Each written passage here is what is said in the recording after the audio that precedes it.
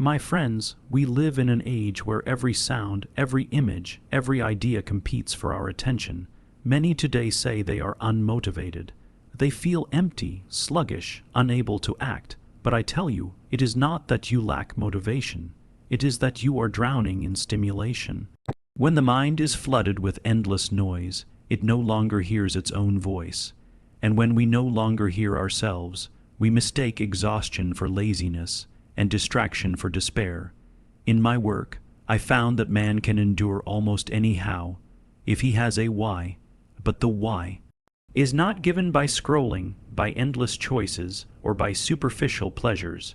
The why emerges in silence, in stillness, when one listens to the deepest call of one's conscience. Overstimulation is not freedom. It is another form of imprisonment. We believe we are free because we may choose among 1,000 entertainments, but we are not free if we cannot choose where to place our attention.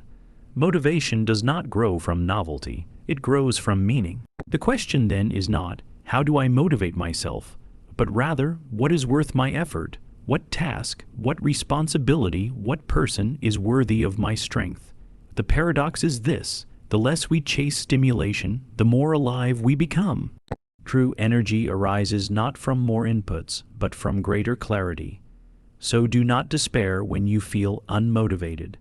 Instead, ask yourself, am I truly without will, or is my will scattered among too many things? In that moment, turn away from the noise and return to what gives life meaning. For the human being is not defined by his mood, but by his capacity to transcend it, by his freedom to direct himself toward what matters. And in that freedom, motivation is born again. To say that a human being is unmotivated is often a misdiagnosis of what is really taking place in the psyche. What we frequently mistake for laziness or lack of drive is, in truth, the paralysis that comes from overstimulation. We live in a time when our minds are constantly bombarded. Images flash before us, sounds demand our ears, notifications insist upon our attention.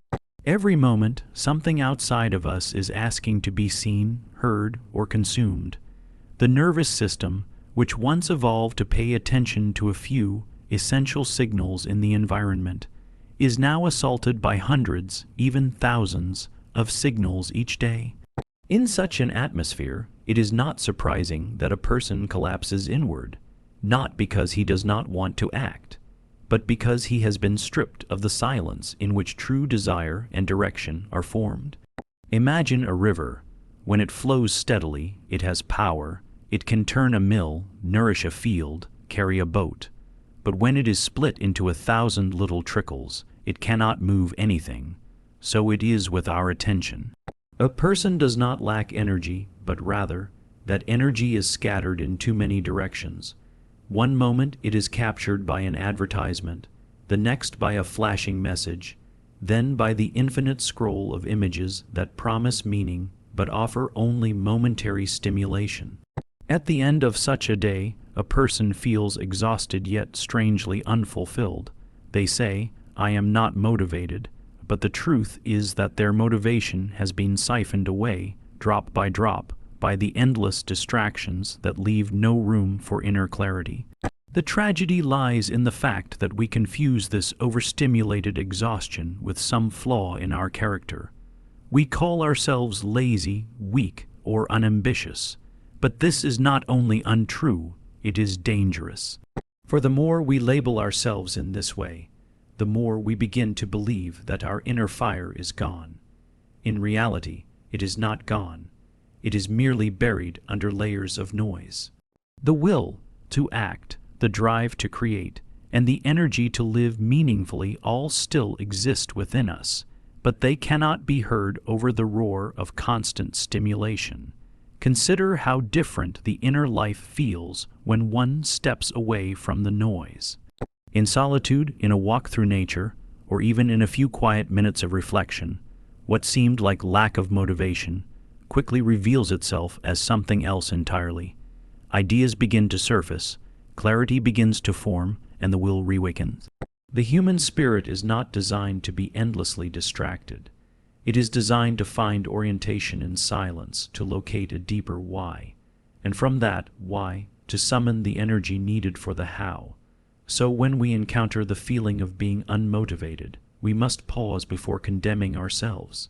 More often than not, it is not that we have failed, but that we are overstimulated, and the cure is not to push ourselves harder into the noise, but to withdraw, to reclaim our attention, and to give space for the deeper currents of meaning to rise again.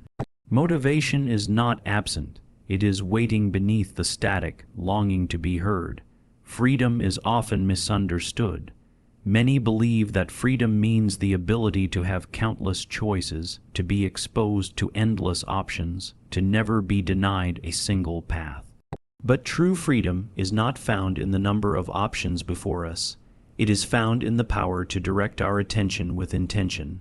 Without this capacity, we are like a person at a grand banquet who cannot taste any dish because he is overwhelmed by the sight of them all. We have the illusion of liberty, but in reality, we are imprisoned by our own scattered focus. Attention is the gateway to meaning. Whatever we give our attention to shapes our inner world, forms our character, and ultimately determines our destiny. Yet in the modern age, attention is not something we freely give. It is constantly taken from us. Companies, platforms, and media compete not for our money at first, but for our eyes, our ears, our thoughts. And when a human being loses the ability to choose where to place his attention, he loses one of the deepest freedoms available to him. He becomes a passive consumer of noise rather than an active author of his own existence. This is why overstimulation feels so draining. It is not only that our minds become tired, but that our inner freedom is gradually eroded. We may sit down with the intention to read, to create, or to simply reflect, and within minutes we find ourselves pulled elsewhere. The will is strong, but the tether of distraction is stronger, unless we reclaim our focus consciously. To be free is not merely to say, I can do anything.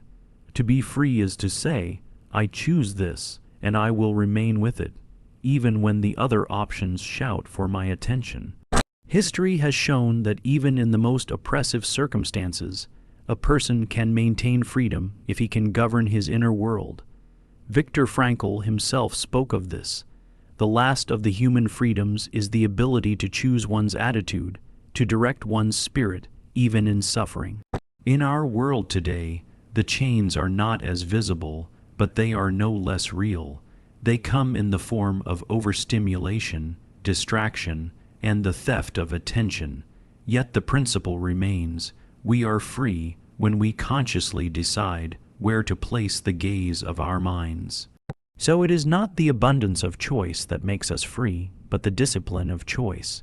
It is not the variety of stimuli that nourishes us, but the deliberate focus on what matters. A single moment of true, undivided attention carries more life in it than 1,000 scattered moments of half-engagement. To reclaim attention, then, is to reclaim freedom itself. Motivation does not arise from being endlessly entertained or exposed to novelty. In fact, the more we chase after the new, the more restless and hollow we become. True motivation emerges from a deeper source, meaning. When a person knows why they are acting, when their efforts are tied to something larger than themselves, then even the most difficult tasks become bearable, even energizing. Without meaning, however, even pleasures lose their sweetness, and life itself begins to feel heavy. We often confuse stimulation with motivation. The latest news, the constant stream of images, the brief thrill of a reward. These may excite us for a moment, but they do not sustain us. They fade quickly, leaving us emptier than before in search of the next distraction. But meaning is different. Meaning endures. It anchors us, gives coherence to our actions, and allows us to face suffering with dignity. It is not about how much excitement a thing provides, but about how deeply it connects us to what matters. Think of someone caring for a loved one who is ill. The days are long, the work is difficult, and there is little stimulation in such a life. Yet this person rises each morning with strength because the effort is meaningful. Compare this with another who has every entertainment at hand, endless pleasures, yet feels weary and purposeless. The difference lies not in energy, but in alignment with meaning. Motivation is not a flame that burns brighter when we add more fuel. It is a flame that steadies and grows stronger when it is lit by purpose. This is why people often feel unmotivated despite having so many comforts and opportunities. It is not that they lack resources. It is that they lack a clear sense of why. When one's life is guided only by temporary pleasures, it is natural to feel drained, for stimulation is fleeting. But when life is guided by responsibility, love, or the pursuit of a higher aim, motivation returns, even in hardship. It is as if meaning acts as a wellspring from which energy naturally flows. To awaken motivation, then, we must ask not what will excite me today, but what is worth my effort, what deserves my devotion. It is this question that begins to reorient the mind from restless consumption to purposeful living. And once this reorientation occurs, even the ordinary tasks of life, work, study, service, take on a new vitality. They are no longer mere duties. They become expressions of one's deepest commitments. Thus, meaning is not an abstract concept. It is the very foundation of motivation. Without it, we drift, constantly searching for stimulation to fill the void. With it, we can endure trials, overcome fatigue, and even find joy in struggle. For the human spirit is sustained not by the pursuit of pleasure, but by the discovery of purpose. Silence is not emptiness. It is the fertile ground from which the deepest truths of our existence emerge. In the stillness of quiet reflection, the why of life becomes audible. When we are constantly surrounded by noise, stimulation, and distraction, our inner voice is drowned out. We may continue moving, working, and consuming, but we are disconnected from the very compass that gives direction to our steps. Only when we dare to step away from the clamor and enter silence do we begin to hear what is essential. Modern life has conditioned us to fear silence. We reach for music when we walk, for our phones when we pause, for conversation when there is a lull. We call silence boredom, but boredom is not the absence of something.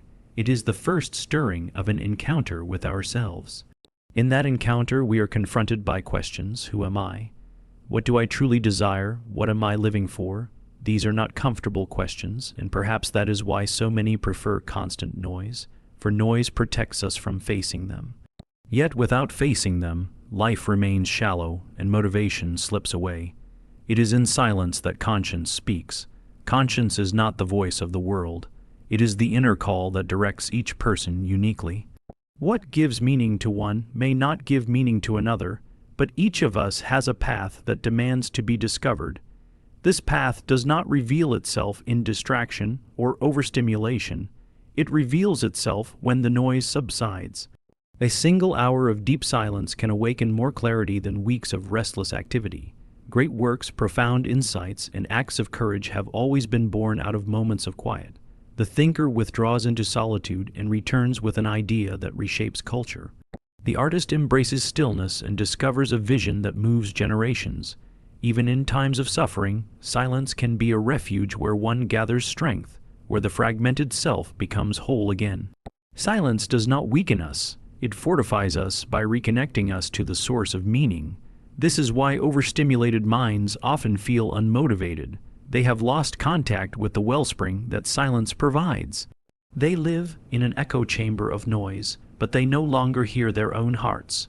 To restore motivation, one must relearn the art of listening, not listening to the endless stream of external voices, but listening inwardly.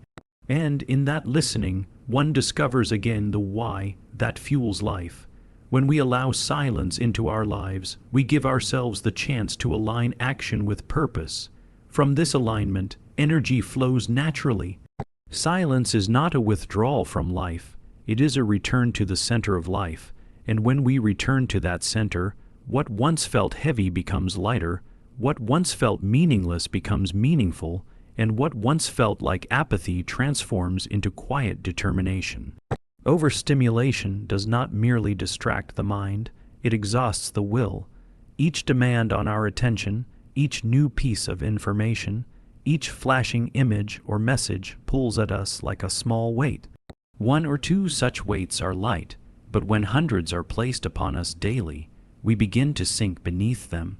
The modern person is not unmoved because he lacks strength. He is unmoved because his strength is dissipated in countless directions, leaving him weary before he has even begun the task that truly matters. This exhaustion masquerades as laziness. We tell ourselves we are weak, that we have no motivation, that we simply cannot focus. But in truth, it is not incapacity, it is depletion. Imagine a candle flame flickering in a storm. The flame itself is not defective, yet the wind keeps scattering it. Likewise, the will is intact, but it is battered by constant noise and ceaseless demands for attention. No wonder people feel drained before they even act. The human will was never meant to carry the burden of endless micro-decisions. Should I check this message? Should I respond now? Should I scroll for 5 more minutes? Should I open another window? Each small decision draws from the same reservoir of energy that we need for our highest endeavors. When the reservoir is depleted on trivialities, nothing remains for the meaningful work. We collapse into the illusion of apathy, thinking we are unmotivated, when in reality, our will has been scattered and spent on things unworthy of it. The tragedy is that this exhaustion often leads to self-condemnation. We berate ourselves for failing, when the real problem is not a lack of drive, but a lack of protection against overstimulation. If one tries to run a marathon after running all day in circles, the failure is not due to weakness, but to wasted energy. So it is with life in an overstimulated world.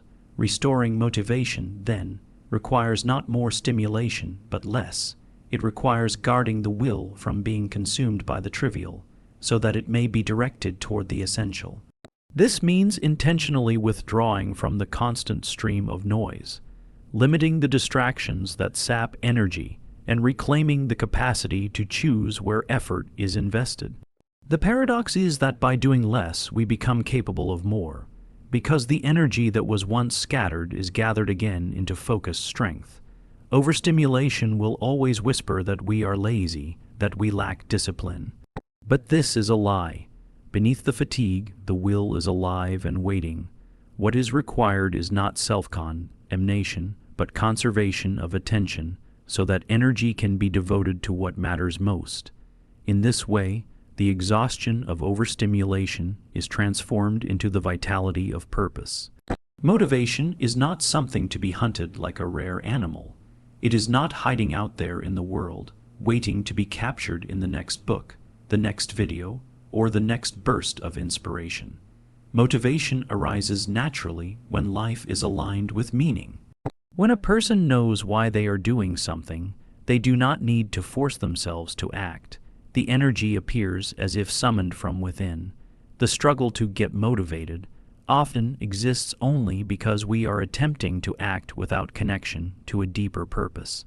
This is why so many chase quick fixes, motivational speeches, stimulants, or sudden bursts of novelty. These may provide a spark, but a spark without fuel quickly burns out. Meaning, however, provides the fuel. When someone commits themselves to a task that matters deeply, whether it is caring for their child, creating art, serving a cause, or pursuing truth, they do not ask each morning, "How can I motivate myself?" The motivation flows from the weight of responsibility and the joy of significance. In such cases, the question of motivation almost disappears. Think of a mountaineer climbing toward the summit. The path is exhausting, the body aches, and every step is a trial. Yet he continues, not because each step excites him, but because he has committed to reaching the peak. The summit is his meaning, and the meaning sustains him. Another climber, walking without purpose, will abandon the path at the first sign of fatigue. The difference lies not in willpower alone, but in alignment with a meaningful goal. Many people believe they must wait to feel motivated before they act, but the truth is the reverse. Once we act in service of meaning, motivation follows. The act of aligning ourselves with purpose generates its own energy. We are not passive recipients of motivation. We are participants in its creation. It emerges as a byproduct of living authentically. Overstimulation confuses us because it offers the illusion of meaning in the form of endless stimulation. Each new distraction feels briefly important, briefly urgent, and so we scatter ourselves chasing one illusion after another. But in this scattering, motivation never appears, because motivation cannot live in superficiality. It requires depth, connection, and commitment. Thus, the path to motivation is not about endlessly seeking external sparks, but about discovering what within us is worthy of devotion. Once this is found, the daily question shifts. It is no longer, how can I motivate myself? But rather, how can I live faithfully to what matters most? And when that question guides us, energy flows naturally, as if from a wellspring that never runs dry. A human being is not defined by his moods, but by his ability to rise above them. To feel tired, restless, or overstimulated is part of being alive. It does not mean we are powerless. What separates us from mere creatures of instinct is the freedom to decide how we respond, even when our inner state pulls us in another direction. This is the essence of our dignity, that we are not slaves to our emotions, nor prisoners of our moods, but beings capable of transcendence. Many wait for the right mood before taking action. They tell themselves, when I feel motivated, then I will begin. But this is a trap, for moods are fleeting and unstable.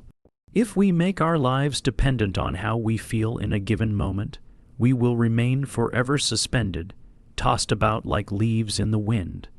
The deeper truth is that freedom begins where mood ends. We cannot always control what we feel, but we can always choose how we respond. Even in the harshest conditions, this freedom remains.